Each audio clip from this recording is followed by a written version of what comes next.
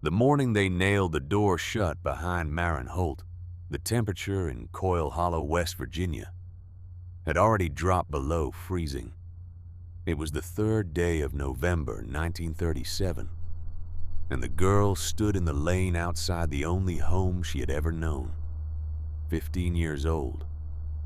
One boot split clean open at the sole so that the frozen mud pressed directly against her skin, and she watched her dead mother's Bible sink slowly into a puddle of red clay. The wind came down off the ridge like a blade. It found every gap in her coat, every thin place in her dress, every inch of exposed skin, and it did not stop. Above her, the mountains of southern West Virginia rose in dark walls against a sky the color of old pewter, and the bare trees on their flanks rattled and clattered in the wind like the bones of something long dead. Maren Holt did not cry. She had learned in 3 years under Verna Slade's roof that crying accomplished nothing except giving Verna another reason to call her weak. Verna stood on the porch with her arms folded across her chest and her face set hard as the limestone outcroppings that jutted from the hillside behind the house. She was 41 years old and looked 60, worn down by a life she had never quite forgiven for not being better. And she had transferred that grievance methodically and without apology onto the child of her dead sister. "Don't you come back here," Verna said. Her voice carried no heat. It was flat and certain, the voice of a woman closing a chapter. "The whole town knows what you are now." Behind her stood Otis Slade. Otis was a large man who had spent 20 years in the coal mines and carried the proof of it in the permanent gray tinge of his skin, and the careful way he moved as though his lungs required extra management. He said nothing. He had said nothing on the morning 3 years earlier, when his wife had taken in her sister's orphaned child and put her to work like a field hand. He had said nothing through 3 winters of watching the girl rise before dawn, to start the stove carry water-scrubbed floors on her hands and knees, while Verna sat at the kitchen table with her coffee and her grievances. He said nothing now. Otis Slade believed that silence was the same as innocence. He had practiced it faithfully for 3 years, and he would carry the weight of that practice for the rest of his life, though he did not know it yet. What Maren was in truth was a girl who understood plants. She had healed Verna's colicky infant the previous winter with a tea brewed from chamomile and fennel seed herbs she had gathered from the meadow behind the church and dried on the sill of the attic room where she slept. She had eased old Mr. Cutter's joint pain with a poultice of comfrey root applied with hands so careful that the old man had wept and said she had her mother's touch. She had brewed a cough syrup from wild cherry bark and sourwood honey that half the children in Coyle Hollow had tasted at one time or another. During the long, damp winters when the sickness settled into the hollows like fog and would not lift, and she kept a notebook. Her mother's notebook, actually. Leather-bound and soft with age, the cover worn smooth by Lucinda Holt's hands, and then by Maren's own. 63 pages of plant remedies written in Lucinda's careful slanting hand, with Maren's additions crammed into every margin, and between every line the ink sometimes smeared where she had written by candlelight in the attic. After Verna had gone to bed, the candle burning down to a stub, while Maren copied recipes and sketched leaves and roots with a concentration so complete that the cold and the dark ceased to exist. But Reverend Eli Thacker had called it witchcraft from his pulpit the previous Sunday. He had stood before the congregation of Coyle Hollow Baptist Church in his black coat, his broad hands gripping the sides of the lectern, his voice climbing from a low rumble to something that filled the rafters and pressed against the windows. He had pointed his finger at Maren Holt sitting in the third pew beside Verna, and the finger had trembled with the force of his conviction. His wife, Delphia, had been suffering terrible headaches for the better part of a year. Maren had treated her with fever-few tea and lavender compresses, and for a time, the headaches had eased. But they had returned worse than before. And 2 weeks ago, Delphia Thacker had collapsed on the floor of the general store on a Thursday afternoon. Her eyes rolled back, while women screamed and men stood frozen in the doorway, not knowing what to do with their hands. It was a tumor. It would be discovered later at a hospital in Charleston that a growth had been pressing against Delphia Thacker's brain for the better part of a year. Nothing on earth could have cured it. No herb, no doctor, no prayer, no amount of faith applied with sufficient conviction. The woman had been dying by slow degrees since before Maren had ever set foot in her kitchen with a packet of dried feverfew. But Reverend Thacker needed someone to blame, a motherless girl who talked to plants, who read books thicker than the Bible, who wandered the forests alone at all hours, gathering roots and bark and berries in a basket, who kept records of what she gathered in a leather notebook that she guarded with a fierceness disproportionate. Verna always said to something that was probably just kitchen nonsense. She made an easy target. She made the easiest target in the world. And when Reverend Thacker spoke, Coyle Hollow listened. The pew around Maren had emptied first, then the street, then the stores. Within a week, women who had knocked on Verna's door asking for the girls' cough syrup for their children were turning their faces to the wall when she passed. Men who had tipped their hats to her were suddenly very interested in whatever was on the other side of the road. The children she had played with were called indoors. Verna had waited exactly 6 days after the sermon before calling Maren into the kitchen and telling her to gather her things. Now, Maren stood in the lane with the frozen mud coming through the split in her boot. She reached down and picked her mother's Bible out of the puddle. She wiped it on her dress, the red clay smearing across the fabric in a long streak that looked in the gray morning light like a wound. She tucked the Bible under her arm. She did not look at Verna again. She did not look at Otis. She turned and walked north up the lane, and the wind hit her full in the face, and she walked into it. Hidden in the lining of her coat sewn into a pocket, she had stitched herself with a darning needle and brown thread on the last night before everything fell apart was her mother's notebook. She would not let them have that. She would not let them have the one thing that was entirely hers. For 3 days, Maren walked.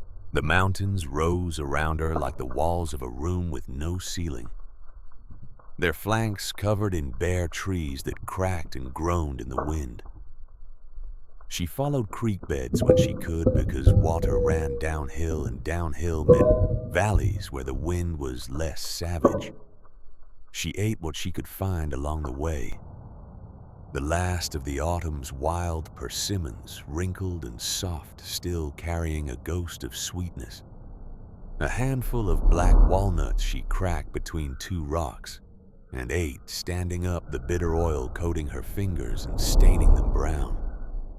A patch of chickweed growing in the seep of a spring that she ate by the fistful, cold and wet, and tasting of nothing much but filling. She drank from streams so cold they made her back teeth ache. At night, she burrowed into piles of leaves the way she had read that small animals did in her mother's notebook, which mentioned in passing that a deep enough leaf pile could hold body heat through a frost if a person lay still enough and did not panic. She lay still.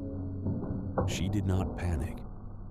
But she shook so hard through the first 2 nights that she thought her bones might come apart at the joints. And she slept in fragments, waking to darkness and silence, and the knowledge that she was entirely alone on a mountain in November, with a split boot and no food worth mentioning.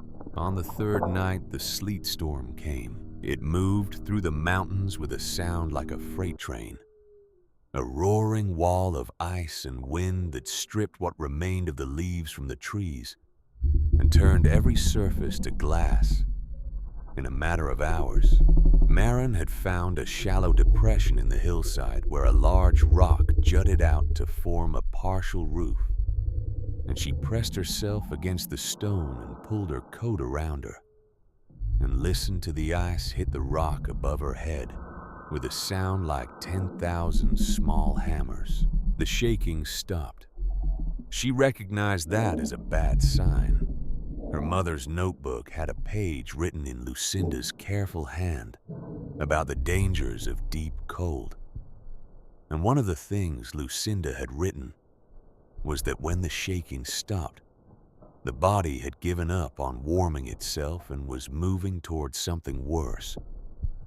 Maren read that page so many times as a child that she could recite it without the book in front of her. When the shaking stops, do not sleep. She tried not to sleep. She failed. Her thoughts went slow and strange and loose at the edges the way they did in the borderland between waking and dreaming. And in that borderland she saw her mother.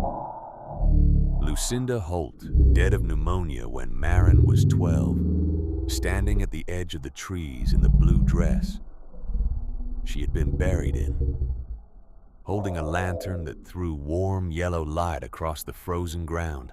Maren crawled toward the light. She was not sure later how much of what followed was real, and how much was the fever dream of a body shutting down. She knew she crawled because her hands bore the proof of it for weeks afterward, scraped raw, and then frostbitten along the fingertips, in a pattern that could only come from dragging herself across frozen rock. She knew she crawled for a long time because when she finally stopped crawling, she was somewhere else entirely, somewhere dark and still and out of the wind. She pressed her face against stone that was cold but not wet and breathed air that tasted of minerals and old wood, and the roaring of the sleet storm was suddenly blessedly muffled. She was inside the mountain when morning came and the sleet had stopped, and the world outside was encased in a 1/4 inch of clear ice that caught the pale winter sun and fractured it into pieces. Maren found herself lying in the mouth of what the locals had once called Darrow's Hollow, a natural cave system opening into a south-facing mountainside, roughly 8 miles north of Coyle Hollow. The previous occupant had been a man named Eustace Darrow, a moonshiner who had operated an illegal still in the cave from 1914 until his death in 1921, when a revenue agent found him, and the resulting confrontation ended badly for everyone involved. The revenue man had smashed his still and hauled away what could be hauled and left the rest to the mountain. What remained was remarkable. A hand-dug chamber roughly 30 feet deep and 15 feet wide, with a ceiling high enough to stand in without stooping, carved out of the softer limestone of the ridge by a man who had clearly intended to be comfortable. A natural spring seeping from a fissure in the eastern wall, cold and clean, running in a thin channel across the floor and disappearing into a crack near the entrance. A series of smaller chambers carved further back into the rock, 3 of them, each roughly the size of a large closet that Eustace Darrow had used for storing barrels and supplies. The cave was cold, but it was dry, and it was out of the wind. And because the entrance faced due south, the low winter sun reached several feet inside during the middle hours of the day, warming the limestone walls enough that they gave back a faint, stored heat through the evening. Not warm, not by any reasonable definition warm, but survivable in a way that the open mountainside was not. Maren sat in the entrance of Darrow's Hollow with her knees pulled to her chest and her cracked and bleeding hands laid in her lap, and looked out at the ice-covered world and felt something shift in her chest. She had read about pit greenhouses. She had found the article in a pile of old farm magazines that Verna used for starting fires, a single page from a 1929 issue of a publication aimed at northern farmers, describing how certain Scandinavian and Russian farmers had for centuries built growing structures partially or fully underground, using the stable temperature of the earth itself as insulation, allowing year-round cultivation of food and medicine plants in climates that would otherwise make such growing impossible. She had torn the page out carefully, so carefully, and folded it into the back pages of her mother's notebook, where it had traveled with her through 3 years of Verna's house and 3 days of Winter Mountain. The cave Maren understood with the sudden clarity of someone who has just been handed a gift they did not expect was a pit greenhouse that God had already dug. The first winter was a matter of surviving 1 day at a time, then 1 week at a time, and then somehow, with a stubbornness that she would not have been able to explain even to herself, surviving it entirely. She blocked the cave entrance with stones stacked without mortar fitting them together, with the careful attention she gave to everything, daubing the gaps with clay dug from the creek bank and packed in with her fingers and dried moss. She left a narrow opening she could squeeze through, and a higher gap for ventilation so the fire she built in the entrance chamber would not fill the cave with smoke.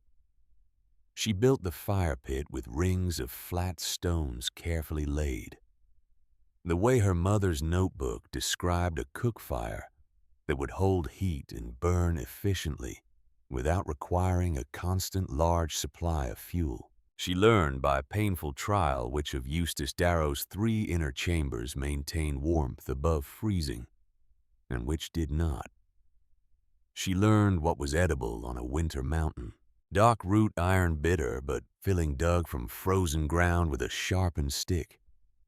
Cattail rhizomes from the frozen edges of a beaver pond a half-mile down the ridge, requiring her to break through an inch of ice to reach them. Dried berries still clinging to shrubs that the birds had not yet stripped.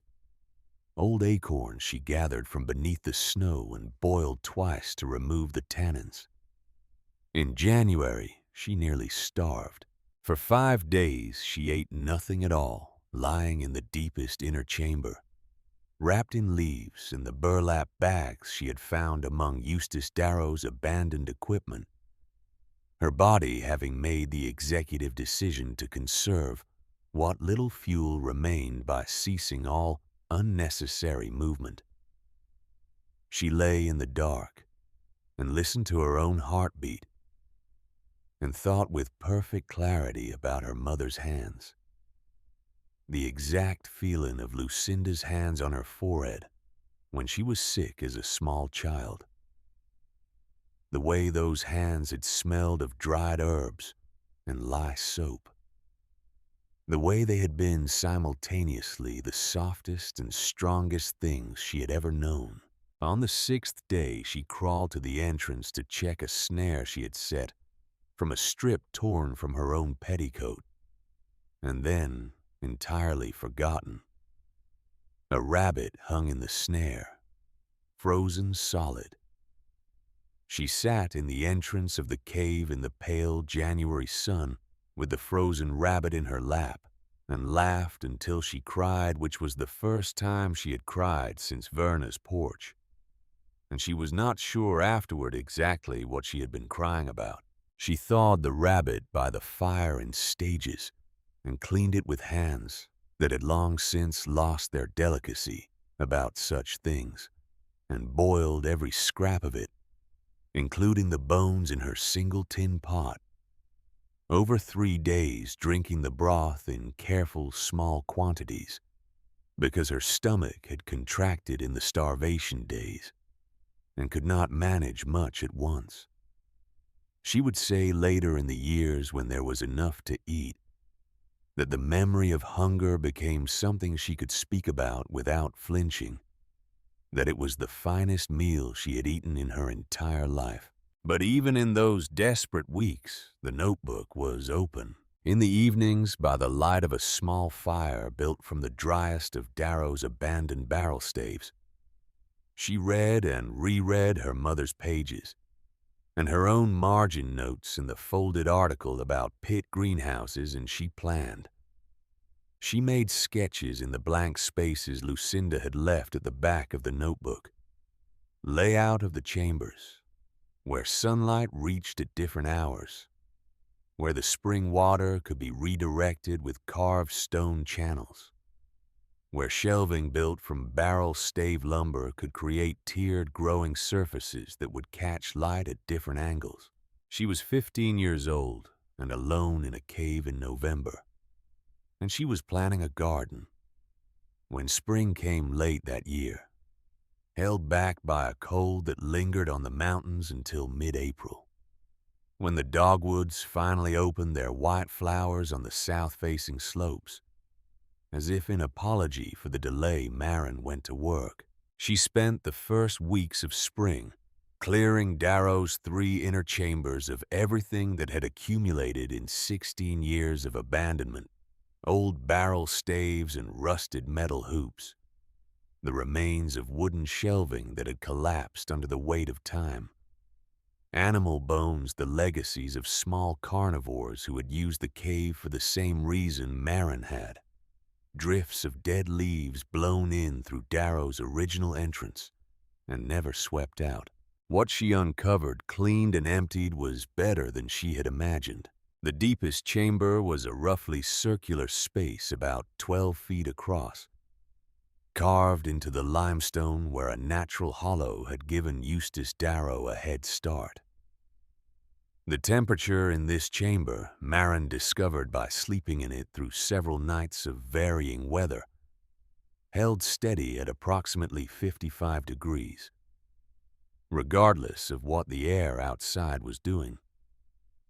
She measured this not with a thermometer, which she did not have, but with her own body, which after a winter of learning exactly what freezing and thawing felt like at every degree of severity had become a reasonably precise instrument. 55 degrees, stable, year-round, the same temperature as it happened that her mother's notebook described as optimal for the storage and cultivation of the most valuable medicinal plants in the Appalachian pharmacopoeia: ginseng, golden seal, black cohosh, all plants that grew naturally in the temperature-stable depths of old-growth forest, where the canopy kept the ground cool in summer and the accumulated leaf mold kept it from freezing in winter. All plants that took years, sometimes decades, to reach maturity in the wild, and whose cultivation was therefore extraordinarily difficult. In the cave, Maren realized those conditions existed all year round. She began transplanting in May. Armed with her mother's notebook, her own 3 years of careful observation in the woods and meadows around Coyle Hollow, and a canvas sack she had stitched from burlap, she spent the long spring days ranging the mountainside and the creek bottoms digging up medicinal plants with a garden trowel she had found in Darrow's equipment, and wrapping their roots in damp moss and carrying them back to the cave. Ginseng, its distinctive trifoliate leaves rising from the forest floor in patches of deep shadow under the hemlocks. Golden seal, whose knobbed yellow roots stained her fingers a color that took 2 weeks to wash out. Bloodroot, black cohosh, wild bergamot echinacea, elderberry yarrow boneset, mullein wild cherry spicebush. She transplanted them all into the cave's chambers, using soil she carried in bucket loads from the forest floor, mixing in rotted wood and leaf mold to replicate the rich, loose, fungus-threaded earth these plants required. She built shelving from the salvaged barrel staves, constructing tiered growing surfaces in the chambers closest to the entrance where the most light reached. She lined the shelves with moss to retain moisture. She carved a narrow channel from the spring basin to the growing chambers using a flat rock as a chisel, directing water flow with removable stone plugs. She cut from the softer clay limestone near the cave floor. She hung broken pieces of mirror glass she had found at a dump site a mile up the ridge, angling them to reflect sunlight deeper into chambers that the direct rays never reached. By midsummer of 1938, her first full-growing year, Maren Holt had over 40 species of medicinal plants growing inside the mountain. It was around this time that she met Granny Sable. Sable Renfro was 71 years old and had lived alone on the bald ridge above Darrow's Hollow for longer than most people in the county could remember, in a cabin she had built herself. She said, with a husband who had since gone to his reward. The reward being, by the way she said it, considerably less magnificent than he had probably expected.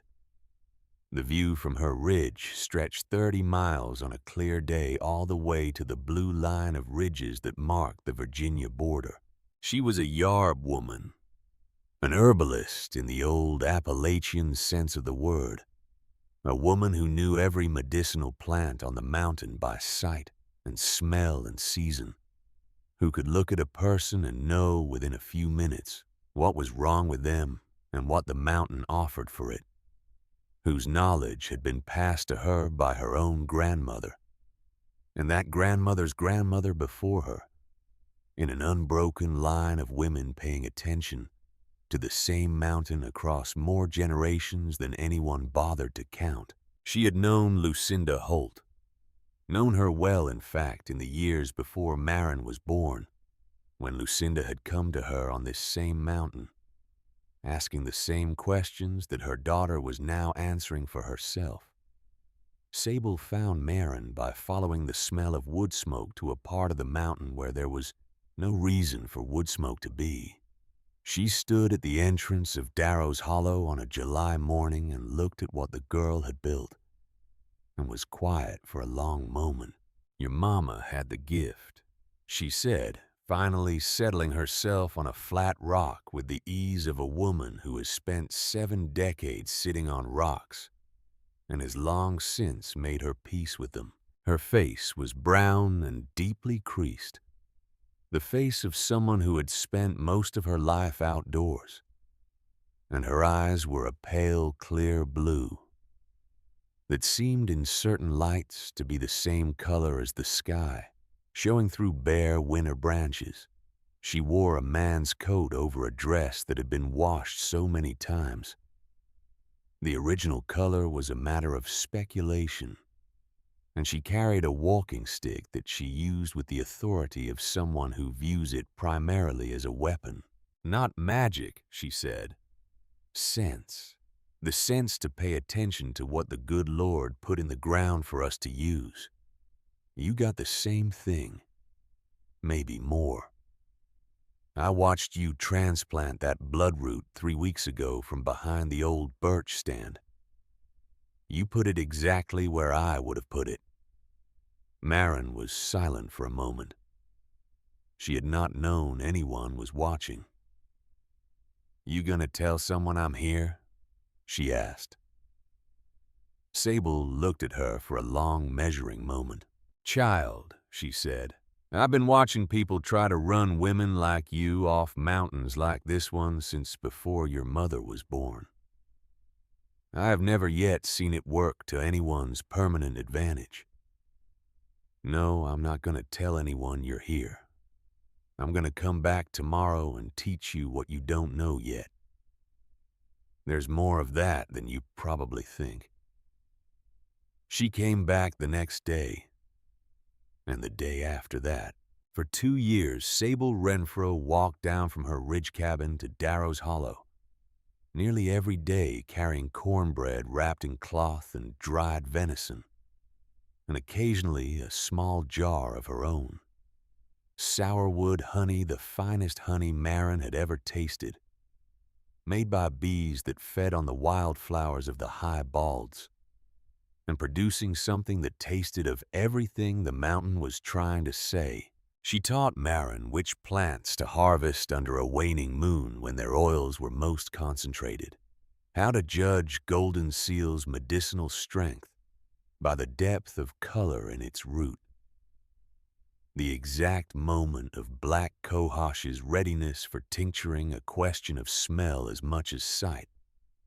She taught her to make proper medicines, tinctures extracted in corn whiskey, which was both the best available solvent and the least expensive, salves rendered in bear fat, and beeswax with beeswax from her own hives, providing the consistency that held a poultice against a wound without sealing out air. Syrups preserved with wild honey which inhibited bacterial growth and extended shelf life through the winter. In return, Maren showed Sable what she had done with the cave. The old woman examined every chamber with the thoroughness of a scientist, which was in a practical sense what she was. She tested the temperature differentials between chambers with her hands. She traced the irrigation channel with one gnarled finger. She stood in the deep interior chamber where the ginseng grew on tiered shelves in the stable 55-degree air, and looked at roots that should have taken 7 years to reach their current size, and had done it in 2. "I believe," Sable said slowly, with the deliberateness of someone making an official pronouncement, "that you have done something nobody in these mountains has done before." She paused. "Your mother would have understood it immediately. She always saw things I didn't." The mention of Lucinda was rare. Sable did not speak of the dead casually. When she mentioned Maren's mother, it carried weight. "She came to me when she was about your age," Sable said, still looking at the ginseng. "Same questions you have. Same hunger to know everything the mountain knows. She was going to be something remarkable." She was quiet for a moment. She was something remarkable. Just not for as long as she should have been. Maren said nothing. She had learned over 2 years when Sable was finished speaking and when she was gathering herself for something else, and this was the latter. "Thacker," Sable said. "Eli Thacker's father ran your mother off this mountain too. Did you know that Maren did not know that?" "Same story," Sable said. "Different girl. Different illness he couldn't cure and needed someone else to take the blame for. Your grandmother treated his first wife. The first wife died anyway. And Thacker Sr. stood in that same pulpit and pointed the same finger."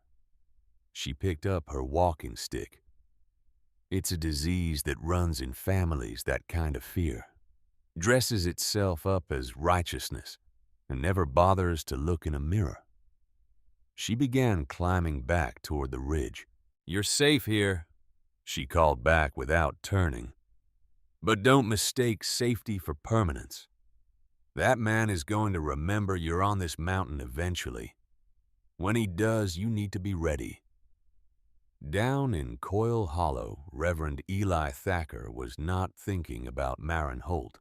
He was grieving his wife in the particular way of men who have not yet learned the difference between grief and anger, which is to say he was angry at everything in a diffuse and searching way that had not yet found its object. Delphia had died in Charleston in February of 1938, 3 months after her collapse in the general store. The doctors there, with their equipment and their degrees and their long white coats, had identified the tumor and told him plainly that nothing could have been done, that it had been there too long, that the outcome had been determined before anyone knew there was a question. Thacker had thanked them politely and come home and resumed his conviction that the girl with the plant notebook had killed his wife. He told himself, as men in his position often do, that he was protecting his community, that he was standing against the encroachment of false knowledge, of superstition, dressed up in the language of medicine, of exactly the kind of pride that the scriptures warned against. He told himself this with sufficient frequency and force that it began to feel as lies told long enough always do like the truth. He did not send anyone after Maren. That would have required acknowledging that she existed in a way that might raise questions about his conduct. Instead, he waited and prayed and trusted that the mountain or the winter or simple misfortune would resolve the situation in a way that required nothing of him. The mountain had other plans. By the 3rd year on the mountain, Maren's reputation had begun to spread in the way that news travels in Appalachian hollows carried on the tongues of people who walk ridge trails and trade information at crossroads, stores passing from person to person in the careful, skeptical, ultimately pragmatic way of people who have learned that the world offers few enough solutions that dismissing any of them out of hand is a luxury they cannot afford. There was a young woman in Darrow's Hollow who could cure what ailed you. She had medicines for croup, for arthritis, for women's troubles, for the deep chest cough that came from breathing coal dust month after month in the low seams of the Coyle County mines. She did not charge money. She traded a jar of salve for a sack of cornmeal, a tincture for a pair of boots, a cough syrup for a wool blanket. People came at first, 1 and 2 a month, climbing the steep trail to the south face of the ridge, with the practical mountain skepticism of people who have been disappointed before and know the precise taste of it. They left converted. Harlan Pike was 43 years old and had been a coal miner since he was 17, and the cough had been building in his chest for the last 5 years, with the patient, inexorable progress of something that knew it had plenty of time. He had missed 3 weeks of work that autumn, which for a man paid by the ton was not a problem that could long be endured. He came to Maren on a Thursday morning with the sheepishness of a man who does not quite believe in what he is doing, but has run out of alternatives. He drank her syrup of mullein leaf, wild cherry bark, and horehound brewed to a consistency somewhere between tea and molasses, and tasting of both for 4 days. He returned to the mine on the 5th day. He sent his brother-in-law the following week, and his brother-in-law's neighbor after that, and by the time winter came again, Harlan Pike had sent 11 men from 3 different mining operations to the woman on the ridge, and every one of them had gone back to work. A mother from Cobb Creek came in November carrying her daughter, who was 2 years old and burning with a fever that had not broken in 3 days. Maren sat with the child through the night, spooning elderberry syrup and yarrow tea into her in small, careful quantities, keeping her covered but not overheated, monitoring the fever with her hand on the child's forehead. the way Lucinda had monitored hers, with a steady attention that the child's mother later described as the most calming thing she had ever witnessed. The fever broke at 4 in the morning.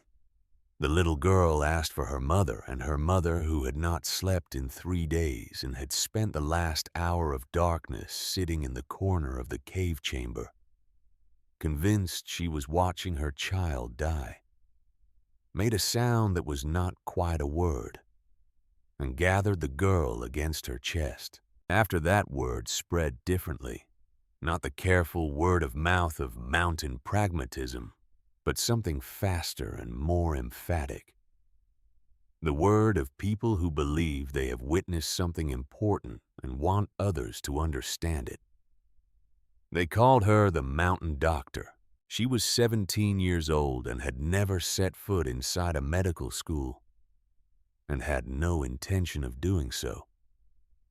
What she had was 63 pages of her mother's handwriting, 2 years of Sable Renfro's teaching, a cave full of medicinal plants growing in conditions more controlled than most professional growers could achieve, and an attention to her patients so complete and unguarded that the people who experienced it sometimes left feeling seen in a way they had not expected and could not entirely explain.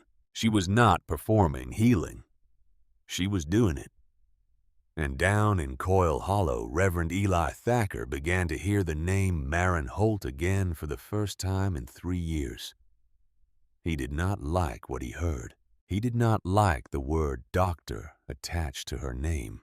He did not like the number of people in his congregation who mentioned her with a matter-of-fact respect that they did not bother to moderate in his presence.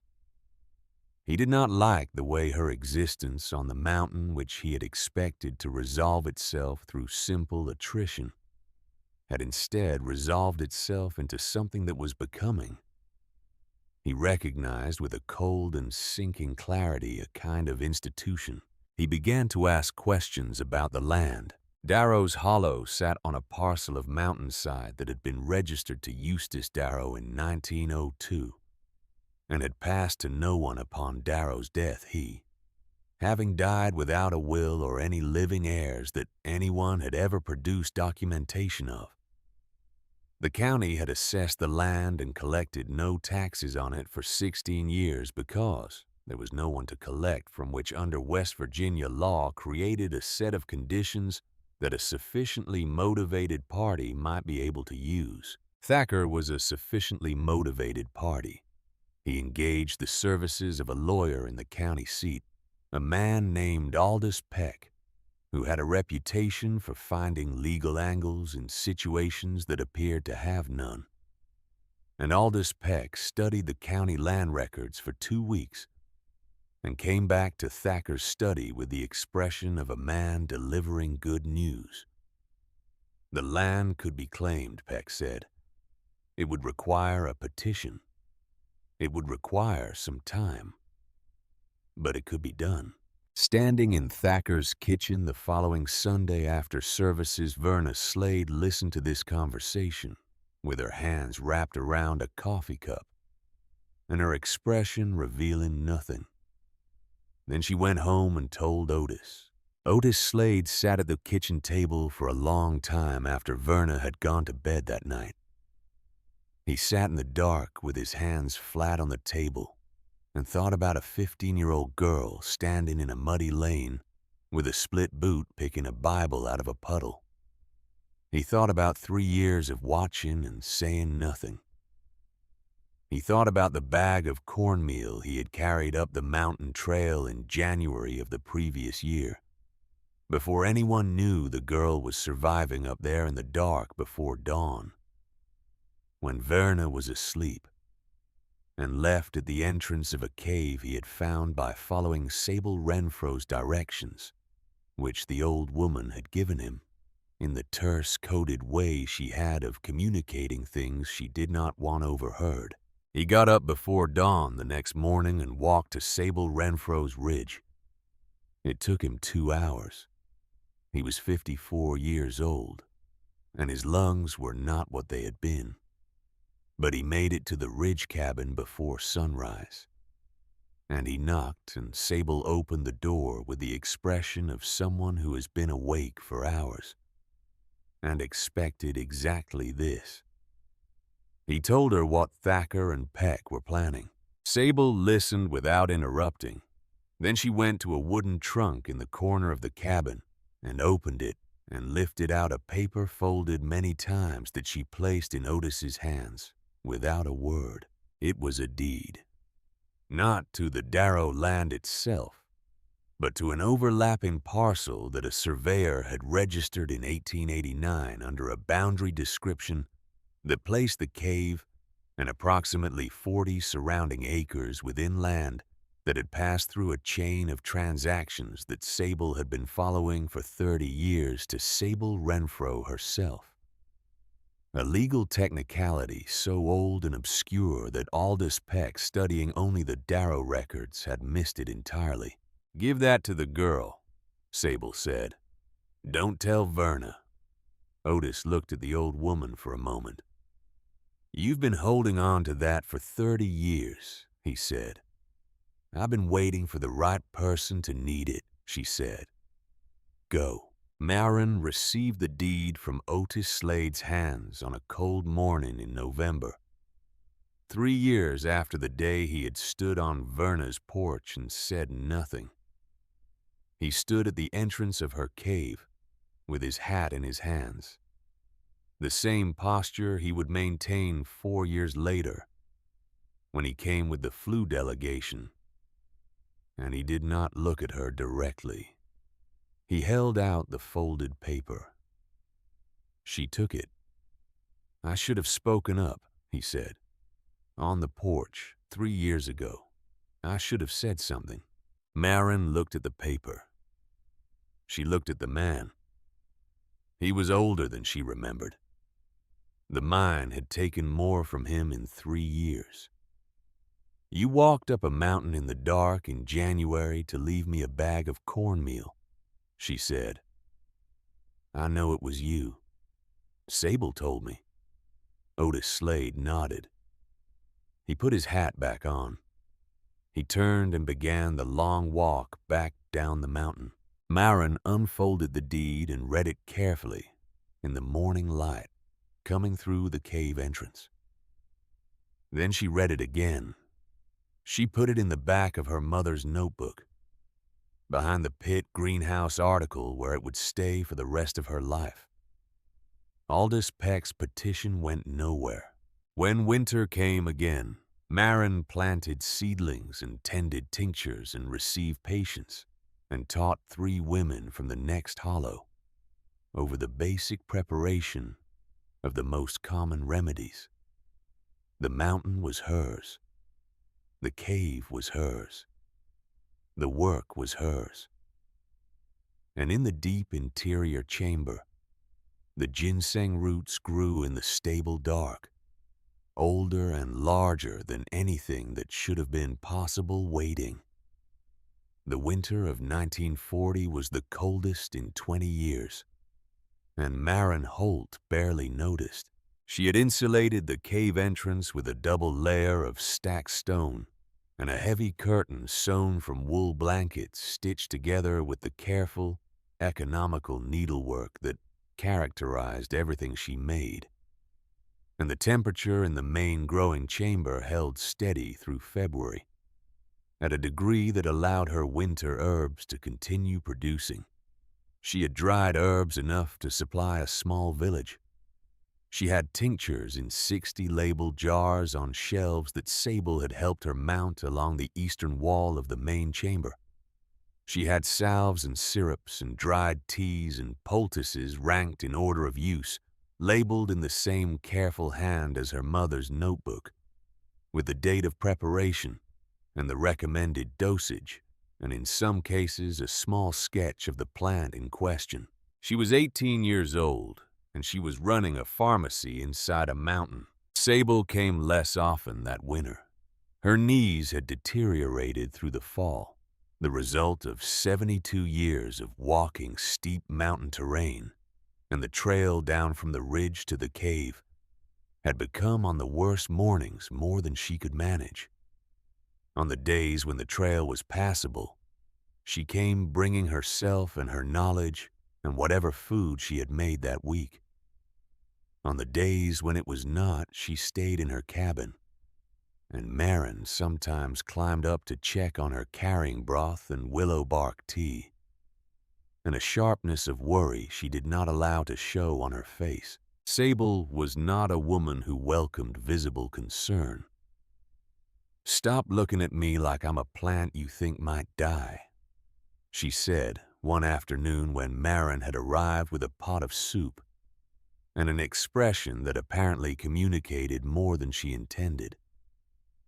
She was sitting in her rocking chair by the fire, wrapped in a quilt, her walking stick propped against the arm. "I have been not dying for 72 years, and I intend to continue the practice for some time yet." She did continue it, but more slowly after that winter. In the summer of 1940, a woman named Gerta Foss came up the trail from a hollow on the other side of the ridge, a direction from which Marin had not previously received patients.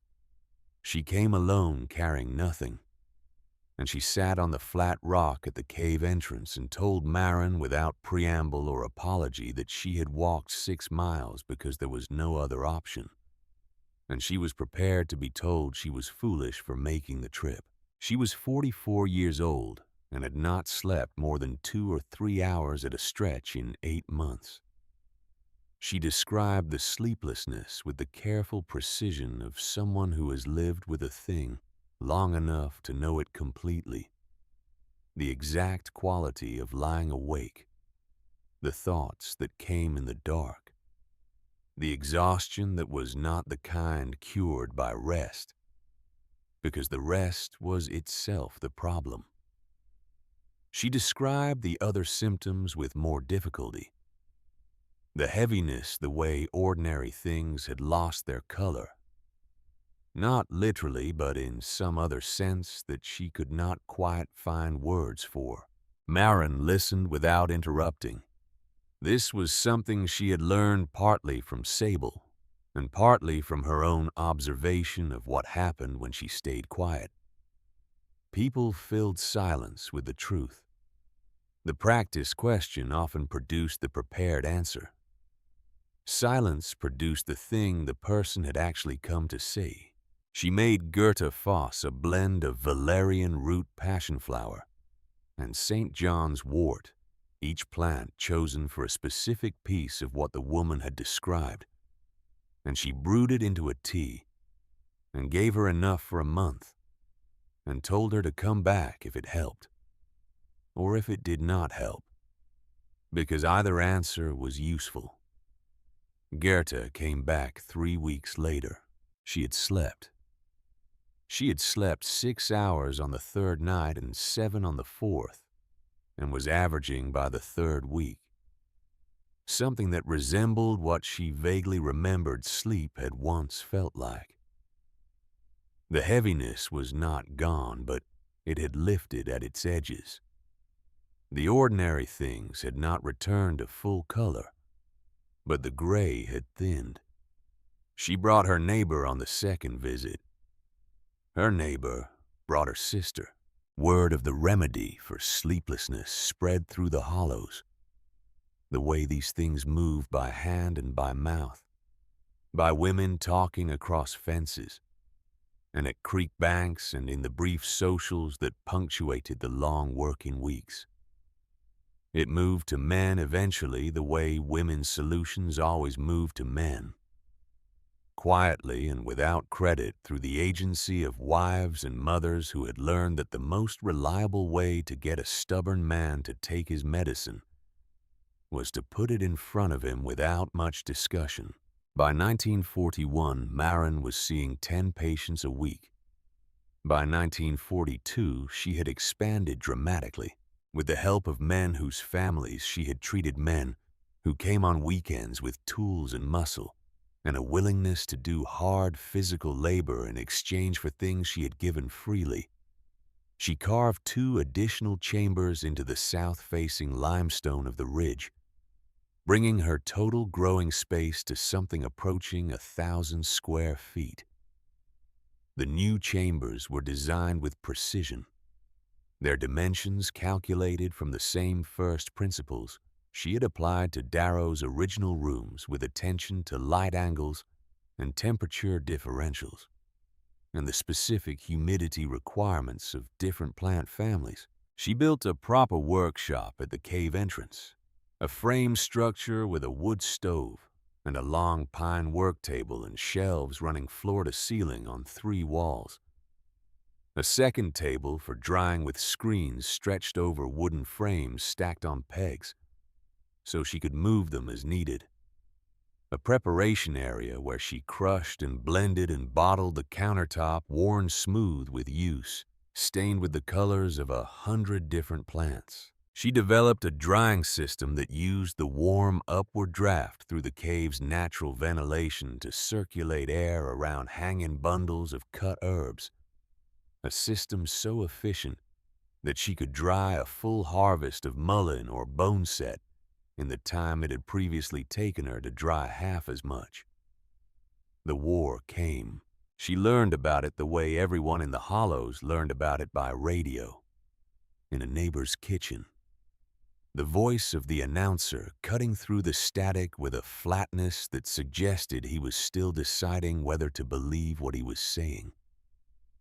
The men of Coyle Hollow and the surrounding communities began disappearing from the landscape the way men did during wars, in 1s and 2s at first, and then in larger numbers heading to train stations in the county seat, with bags that looked too small for what they were actually carrying. The doctors went too. The nearest physician to most of the Hollow communities had been a man named Elbert Voss, practicing from an office in the county seat, who had been old enough to be classified as essential to the civilian medical infrastructure, and young enough to be classified as not. And the Army had resolved this contradiction in the Army's favor. His replacement was a recent graduate who lasted 6 months before receiving his own orders, and after that the county seat office sat empty. The nearest doctor was now 40 miles away. For most of the Hollow communities, 40 miles in wartime with gasoline rationed, and every able-bodied person needed at home, was the same as 400. Marin worked 16-hour days. She rose before dawn to tend the growing chambers in the cool dark. Before the morning work began, checking moisture and temperature, harvesting what was ready, replanting what had been depleted. She prepared medicines in the mornings and saw patients in the afternoons and often through the evenings, building her fire up against the mountain dark and receiving whoever came to the entrance of the cave with the kind of welcome that required no announcement, because it was simply present, a quality of attention that people in pain recognize immediately. She was treating everything now, not just the respiratory ailments and the joint pain and the women's troubles that had been her primary work. She was treating infected wounds with poultices of golden seal and honey, setting simple fractures with splints and comfrey for the swelling, treating pneumonia with the full arsenal of her mother's notebook and Sable's teaching and her own 5 years of refinement, staying up through successive nights when the patients were bad enough, monitoring, adjusting, driving herself past the point of ordinary exhaustion into the territory beyond it, where the body operates on something that is not quite will and not quite instinct, but is more reliable than either. She trained 7 women in basic herbalism that year, not apprentices in the formal sense, but women from the surrounding hollows whom she taught the preparation and application of the 30 most commonly needed remedies, creating a network of practical knowledge that extended her reach into communities too far or too rough for people to make the trip to Darrow's Hollow. She met with each of them weekly when she could, providing fresh supplies and reviewing cases and answering questions with the patient thoroughness of someone who understands that the goal is not to make herself indispensable, but to make herself unnecessary. She ordered books from a bookshop in Charleston that mailed orders to rural addresses. She ordered botany texts, pharmacology references, agricultural manuals, plant chemistry introductions. She ordered them with the ginseng money, the commercial value of her cultivated roots having become by 1942 a reliable if modest income enough to purchase the glass jars and brass scales and cheesecloth and books that formed the infrastructure of serious work. She read them by lamplight after the last patient of the day had gone, and the cave was quiet, cross-referencing what she read with her mother's notebook and Sable's teaching, looking for the connections between the old knowledge and the new science, between the Yarb woman's practical wisdom and the pharmacologist's chemical analysis. The connections were everywhere. The alkaloids in golden seal that kill bacterial infection, the flavonoids in elderberry that modulated immune response, the salicin in willow bark that the body converted to salicylic acid, which was, as it turned out, almost exactly what was in the aspirin tablets that were increasingly difficult to obtain. She was not discovering things. She was confirming them. The knowledge had been there all along in her mother's notebook, and in Sable's hands, and in the accumulated wisdom of Appalachian women across 2 centuries of healing. What the pharmacology texts added was the language that explained why the knowledge was right. It did not make the knowledge more valuable, but it made it harder for certain kinds of people to dismiss. In the winter of 1943, Sable Renfro died. She died in her cabin on the ridge on a night in December when the temperature dropped to 12 degrees and the wind came off the Virginia border with a force that shook the cabin walls. She went in her sleep, which was how she had always said she intended to go. And when Marin found her the next morning, she was sitting in her rocking chair with a half-finished cup of sassafras tea cooling on the table beside her, as if she had simply paused in the middle of something ordinary and decided not to resume.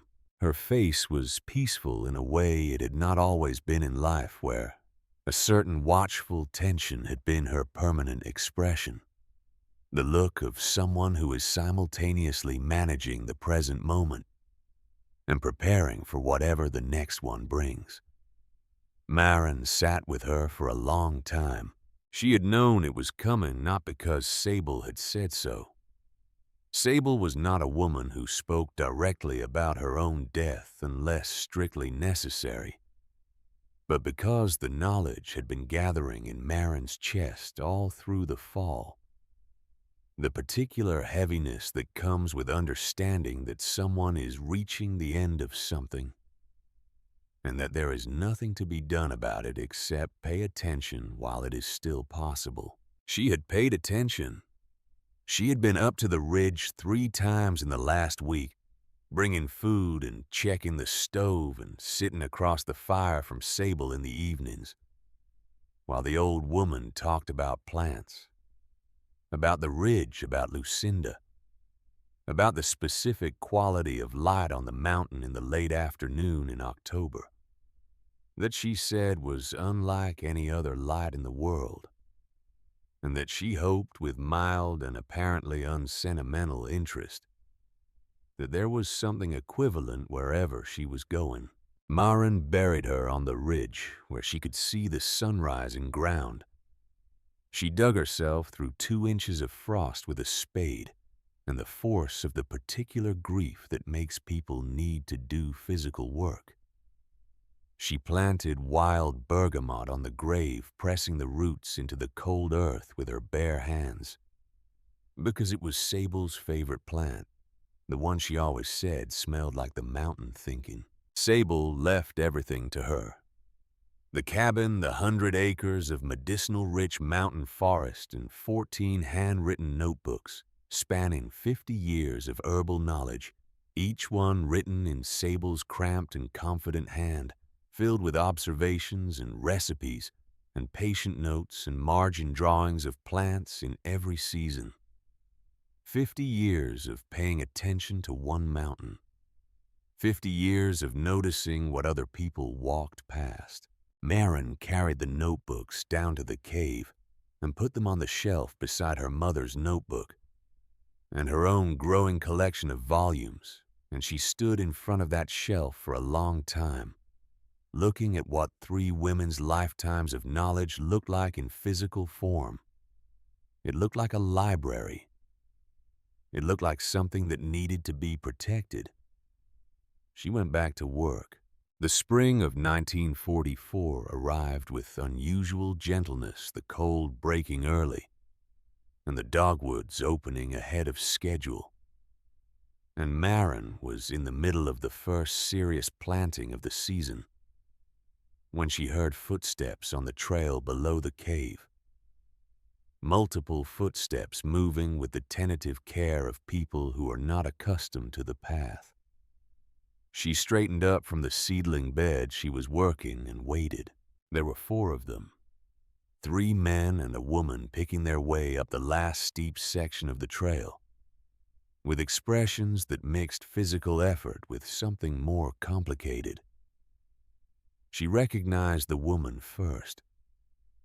Nella Marsh, who had been the school teacher in Coyle Hollow when Maren was a child, who had sat in the 3rd pew every Sunday and had turned her face away in the lane that November morning in 1937, with an expression that Maren had read at 15 as contempt, and now at 21 understood as shame.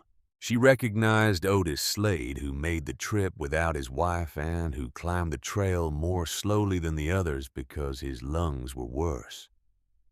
She recognized Clement Bray, who ran the general store, and who had once given Maren credit on a bag of flour when Verna forgot to send enough money, and who had afterward, during the sermon period, apparently reconsidered the nature of his charitable impulses. The 4th man she did not recognize. They stopped at the edge of the clearing in front of the cave workshop. They looked at her. She looked back. Nella Marsh spoke first. "There's influenza in the hollow," she said. She had the voice of a woman who has spent 30 years managing the attention of children and cannot entirely turn it off. Precise, clear, with an undercurrent of controlled urgency. It came in 3 weeks ago and it hasn't stopped. 3 people have died. 2 were elderly, but 1 was a child. A boy named Asa. 4 years old. She stopped. The control in her voice held but barely. "The nearest doctor is 40 miles away and we have no gasoline for the trip. Reverend Thacker is bedridden and delirious. There are 11 people sick enough that we're afraid. We need help." Maren looked at them. Otis Slade held his hat in both hands and looked at the ground. The man she didn't recognize looked at her with the directness of desperation, the look of someone who has used up everything else and arrived at whatever is left. Nella Marsh looked at her with the specific expression of a person who knows exactly what they are asking and exactly what it costs. The boy named Asa was 4 years old. She thought about the little girl from Cobb Creek, the one who had asked for her mother at 4 in the morning when the fever broke. She thought about what it would mean to have arrived 3 days earlier, or to have a remedy that the mother could have used at home before the illness progressed to the point of that desperate nighttime vigil. She thought about it for perhaps 10 seconds. Then she went inside. She packed with the efficiency of someone who has spent 6 years refining exactly this, what the most essential medicines were, in what quantities for what presentations of illness. Elderberry syrup. A full gallon, the most potent batch she had made all winter. Heavy with the immunomodulating compounds that she had read about in the pharmacology text, and that Sable had known about in a different vocabulary for 50 years. Echinacea tincture. Yarrow tea dried and bundled. Bone set infusions specific to the deep bone ache of influenza that the patients themselves described as feeling like the inside of them was trying to come out. Chest poultices of mustard seed and dried eucalyptus, the eucalyptus grown in the cave from a cutting she had sent away for 2 years earlier. A small miracle of cultivation in a mountain cave. Willow bark extract for pain and fever. She packed enough for 50 people. She had learned early that when you prepared medicine for a crisis, you prepared for more than the crisis you knew about.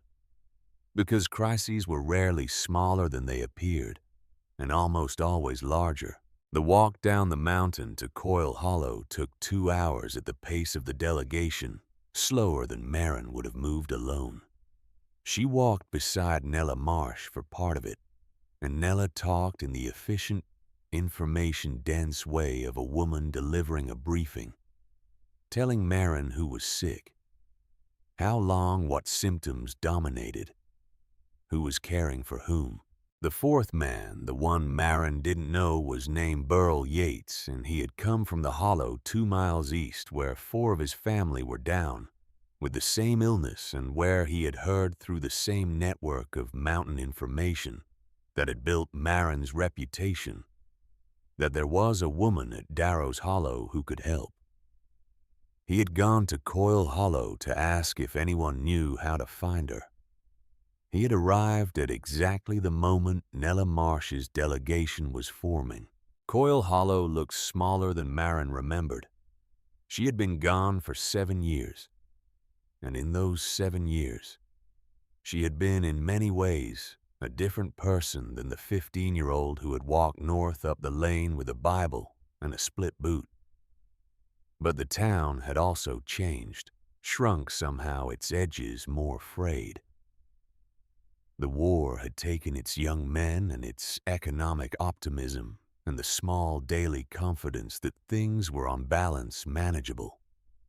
The sick were spread across 9 households.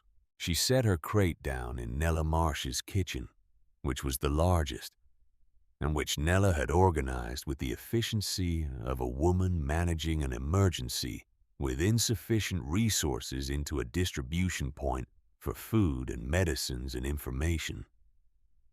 She reviewed what Nella had already done, the isolation of the sickest cases, the basic hygiene protocols she had implemented, the careful records she had kept of symptoms and progression.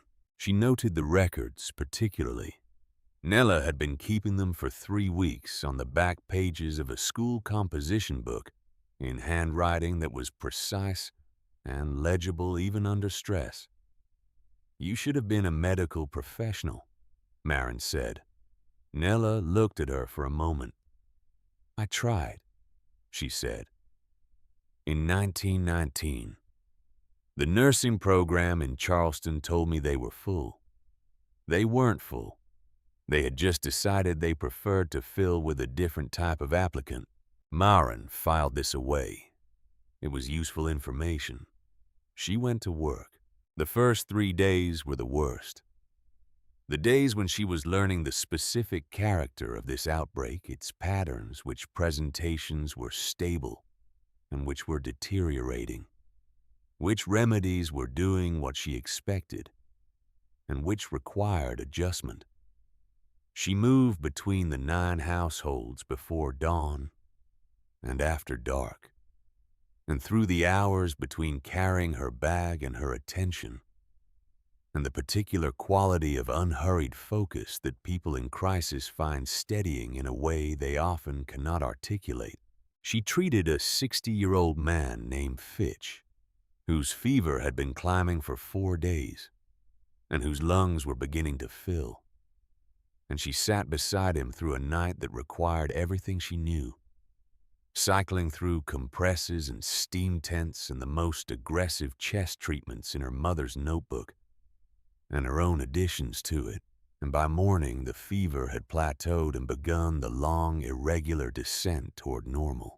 She treated children and old people and working-age men and women whose households would fall apart if they stayed sick much longer. She treated Verna Slade. Verna was 51 now, and the years had not been kind in the way that certain kinds of internal weather never are. She lay in the back bedroom of the house that had been Marin's home for 3 years. In a bed she had no one left to share, because Otis, who was also sick, had been moved to the front room to prevent her from nursing him while she was fighting the illness herself. She looked up when Marin came through the door. She reached for Marin's hand with fingers that shook and her mouth moved. And what came out was not words, but something more and less than words. A sound that carried the full weight of what she could not say. And Marin held her hand and said nothing because there was nothing that needed to be said. Or rather, nothing that could be said that would do the work that silence did in that room. She administered the remedy and checked the fever and adjusted the blanket and moved on. She treated Otis, who was recovering faster than his wife, his constitution toughened by decades of physical labor, in a way that meant his body knew how to fight. He watched her work with an expression she recognized as the specific face of a person who is grateful in a way that exceeds their vocabulary. She left him a week's supply of elderberry syrup and bone-set infusion and told him to rest, which she knew he would not do, but which needed to be said. On the 8th day, she went to the Thacker house. Reverend Eli Thacker was 64 years old and had been sick for 2 weeks, and was, as Nella had reported, delirious. His housekeeper, a woman named Mrs. Burge, who had been with him since Delphia's death, and who regarded Marin's arrival with the carefully neutral expression of a professional who keeps her opinions where they cannot cause trouble, showed her to the bedroom. He was smaller than she expected. Or perhaps it was that illness does this to people who have spent their lives projecting size strips away the deliberate largeness and leaves the person underneath. She stood in the doorway and looked at him. 7 years earlier, this man had stood in his pulpit and pointed his finger at her and called her a witch, and set in motion a chain of events that had included a 15-year-old girl crawling toward a light that might not have been real on a frozen mountainside, while her body decided whether to keep living. He was delirious with fever. He did not know she was there. She crossed the room, set her bag on the bedside table, and began to work. She placed a cool cloth on his forehead and replaced it when it warmed. She spooned willow bark tea into his mouth in small quantities and watched him swallow. She prepared a steam tent from the blankets and a pot of boiling water and eucalyptus and positioned it over him and timed it carefully. She monitored his breathing, which was labored but not yet dangerous, and she stayed for 3 hours adjusting and monitoring and waiting. When she left, she gave Mrs. Burge a written set of instructions, specific and detailed, with dosing times and quantities and the signs to watch for that would indicate deterioration requiring Marin's return. Mrs. Burge read them carefully. She folded them. She put them in her apron pocket. "He would want to know it was you," she said. "He'll find out when he's better," Marin said. She picked up her bag. "Keep the steam tent going at the times I've written. Send for me if his breathing changes." The Reverend recovered. Over the following days, she heard reports of his condition improving through the network of information that connected all 9 households. A network that Nella Marsh managed with the organizational intelligence she had been applying to Coyle Hollow for 30 years. His fever broke on the 11th day. His breathing cleared by the 14th. Marin was in the middle of treating the last 2 serious cases when Mrs. Beard appeared at Nella's door with a message that Reverend Thacker wished to see her. She went on the following morning. He was sitting up in bed, gaunt and diminished, but clear-eyed, the delirium gone and replaced by something else, a clarity that was not comfortable, the expression of a man who has had 2 weeks of enforced stillness and insufficient distraction, and has therefore been required to think. She sat in the chair beside his bed. She did not speak first. He looked at her for a long moment, and she could see him assembling words, discarding them, finding others the laborious process of a man who has always been quick with language, now encountering the limits of what language can actually do. "I wronged you," he said. His voice was still rough from the illness, barely above a whisper. "I wronged you in a way that I have no adequate response to. I have known it was wrong since the Sunday I said it. I knew it on the day I said it. I stood in that pulpit and I pointed at you, and I told myself I was doing it for the congregation, for the protection of souls in my care.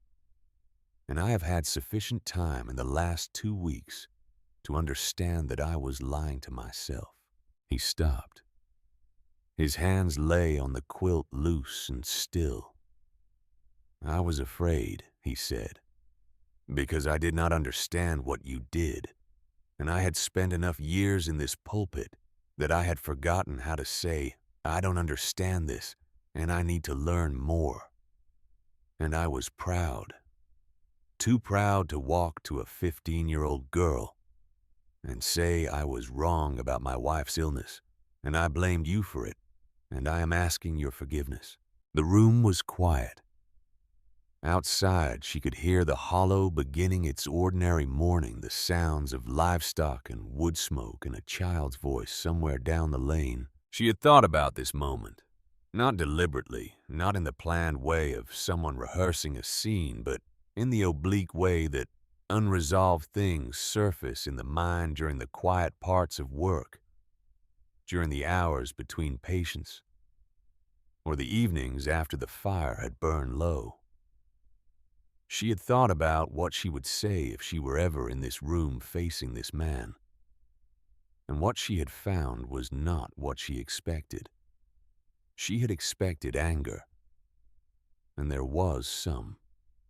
She had expected the satisfaction of being right in a way that could no longer be disputed, and that was there too.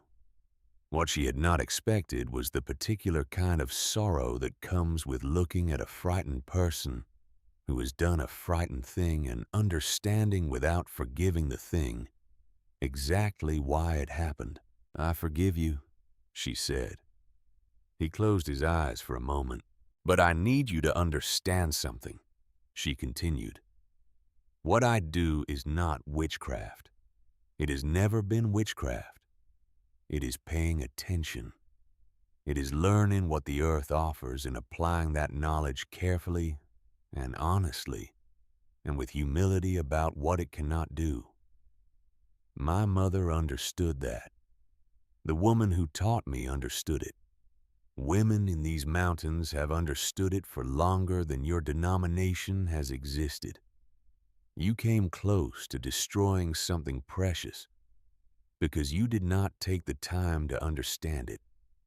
I need you to promise me that you will not let that happen again. Not to me. Not to anyone who comes after me." Thacker opened his eyes. "I promise," he said. It was not a preacher's voice. It was an old man's voice, shorn of performance, carrying only the weight of what he meant. She stood. She picked up her bag. "Get some sun today if you're able," she said. 15 minutes. Slowly. She walked out of the Thacker house and into the lane. The morning was cold and bright. The kind of March morning that carries the first real promise of a spring that will eventually arrive. The light sharper than the winter light. The shadows bluer the air, carrying a faint mineral smell from the unfreezing ground.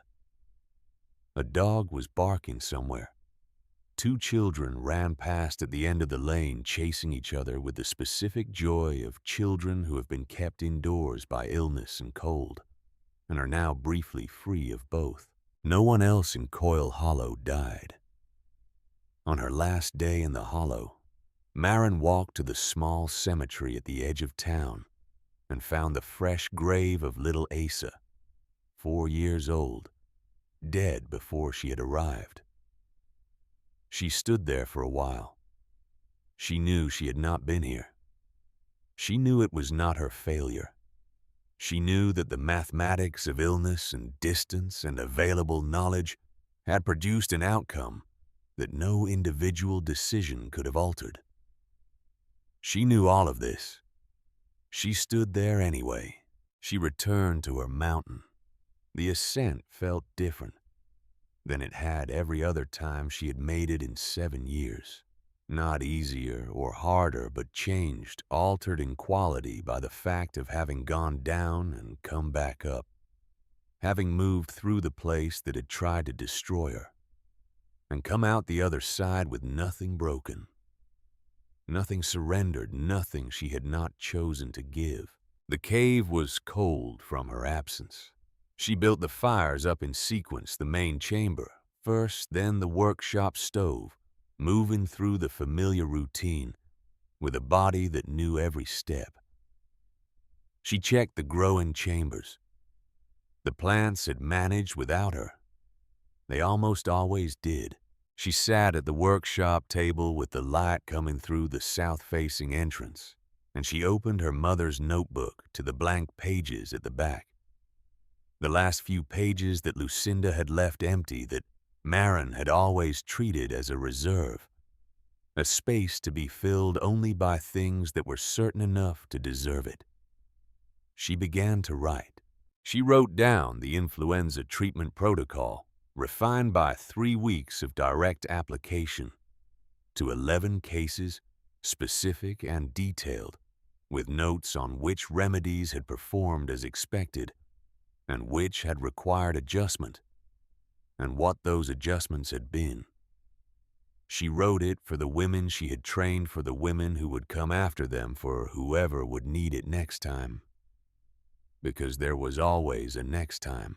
When she had finished, she put the notebook down and looked out through the cave entrance at the mountains stretching south toward Coyle Hollow, the ridges folding into one another, blue and gray in the early spring light. The same mountains she had walked into 7 years earlier, with a split boot and no plan, and the stubborn conviction that she was going to survive.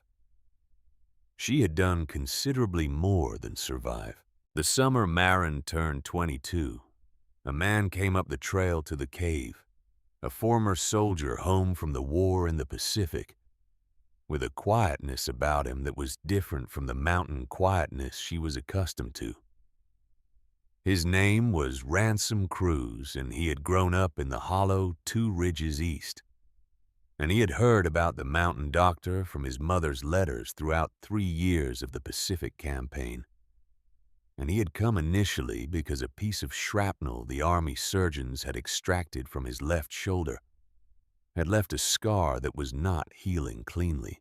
She examined the shoulder and prescribed a golden seal and calendula poultice and told him to come back in 2 weeks.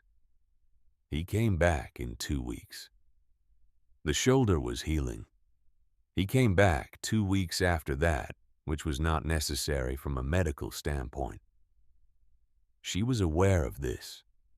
She treated it with the same methodical attention she gave to any other patient management question, and arrived after some consideration at a conclusion she had not expected to arrive at, and found she did not regret.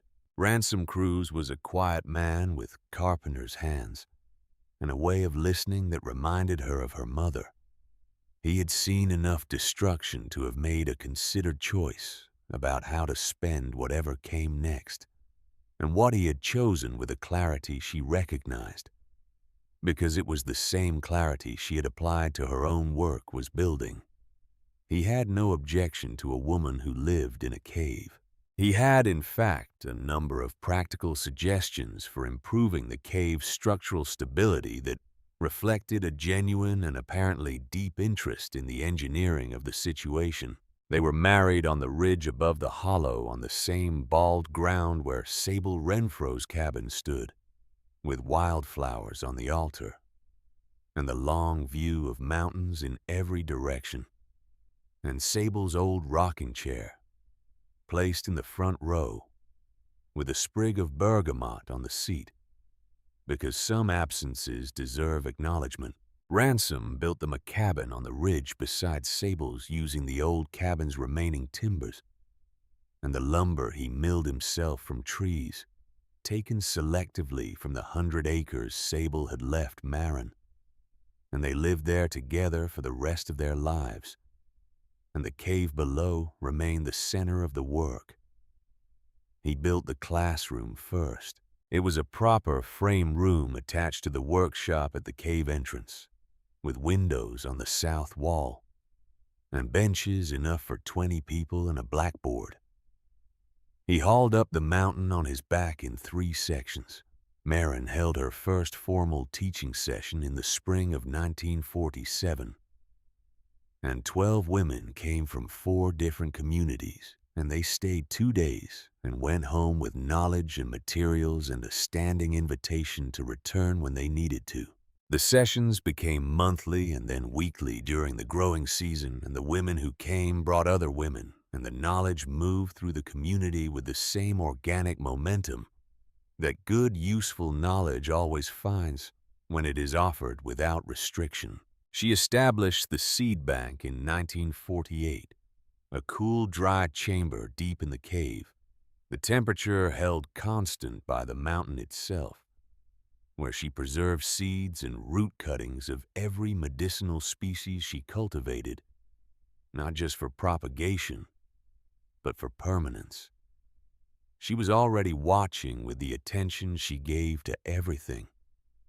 The slow diminishment of certain plant populations in the surrounding forest, the ginseng and golden seal in particular, over-harvested by people who needed the commercial value and did not replant.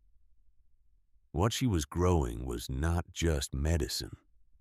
It was a record, an insurance policy against the possibility that the mountain would one day be asked to give more than it had been given back.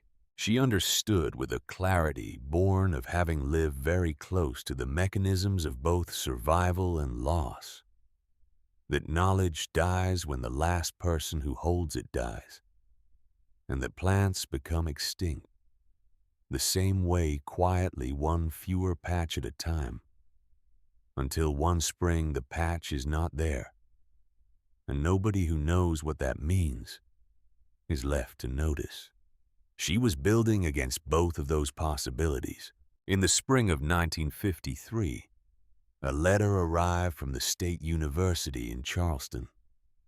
A botanist on the faculty had been told about her work by a colleague who had been told by a physician who had been told by one of the mining company doctors who had repeatedly encountered patients whose treatment had originated apparently with an herbalist practicing in the mountains of Coyle County.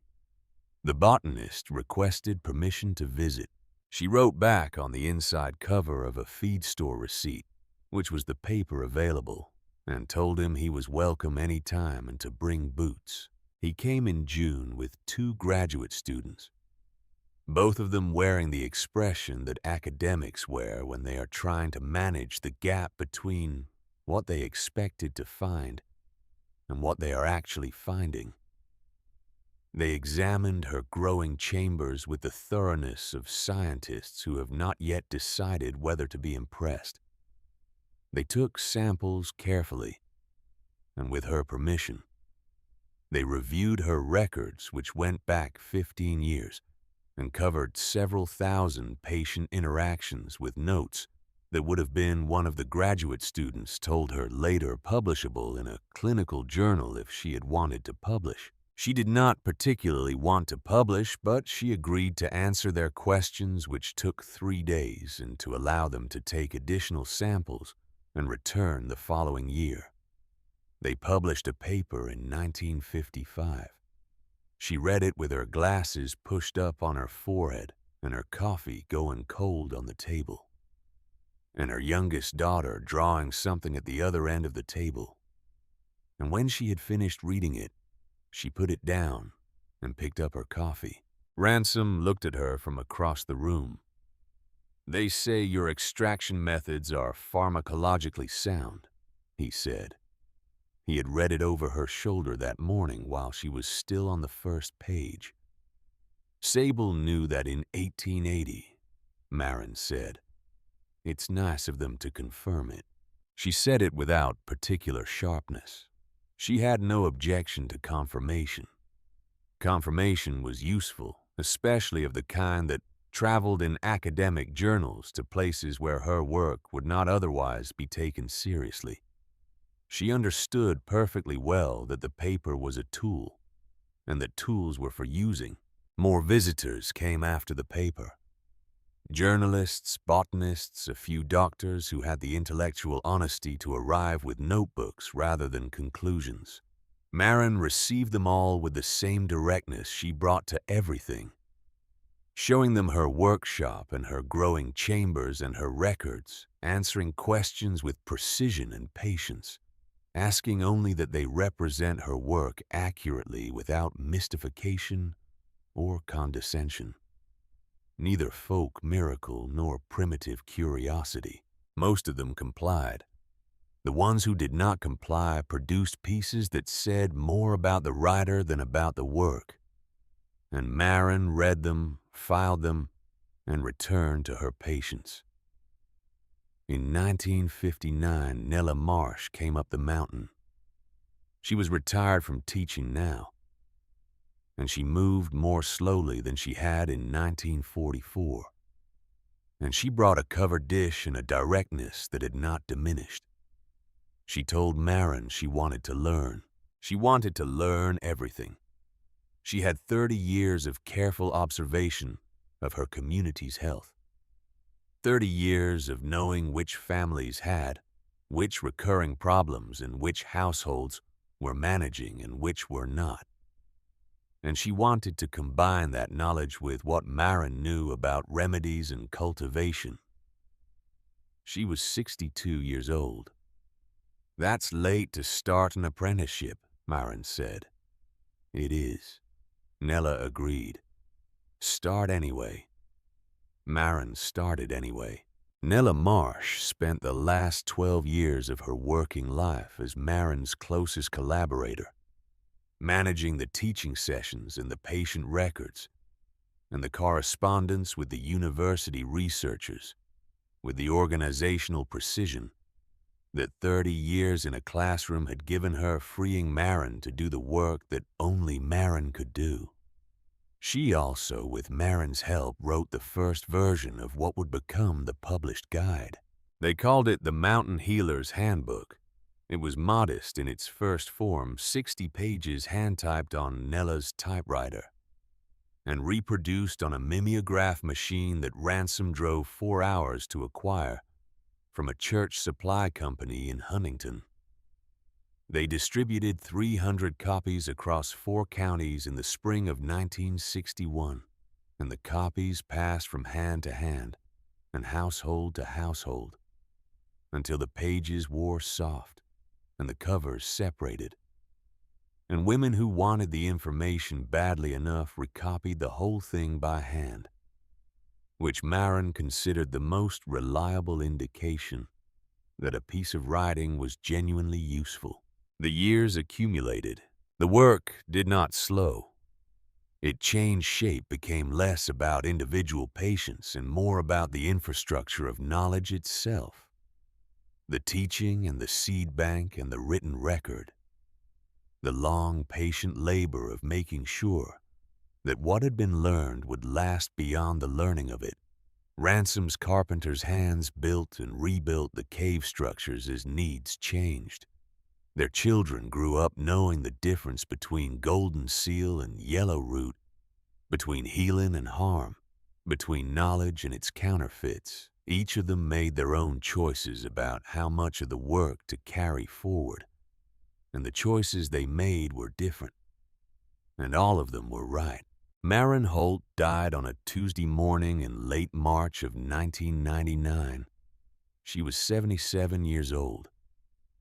She died in the cabin on the ridge in the bed that Ransom had built, and in which Ransom had died 11 years earlier, surrounded by her children and the 11 grandchildren who were old enough to be there. And through the window she had asked to be opened, she could smell the wild bergamot that her eldest daughter had planted along every path on the property. The same plant she had pressed into Sable Renfro's grave with bare hands in frozen ground 56 years before. The Mountain Healer's workshop continued under her eldest daughter's direction, and continues still. The seed bank, containing over 300 varieties of native Appalachian medicinal plants, many of them now rare or absent in the surrounding wild, was donated to a regional conservation trust in 2001 and remains one of the most complete collections of its kind in the eastern United States. The teaching notebooks, 47 of them filled across a lifetime, with the same careful handwriting and detailed plant illustrations that Lucinda Holt had used in the original 63 pages, were archived at the State University Library, where they are kept in a controlled environment and consulted by researchers studying the history of plant medicine and the pharmacological basis of traditional Appalachian remedies. Every spring, women from across the region gather at Darrow's Hollow for what they call the Yarb Walk, a weekend of teaching and learning and gathering and remembering, a weekend of paying attention to what the mountain is trying to say. The cave is still there. The south-facing entrance still admits the low winter sun. The spring still seeps from the fissure in the east wall. The temperature in the deepest chamber still holds year in and year out at approximately 55 degrees. It was a 15-year-old girl who understood what that meant.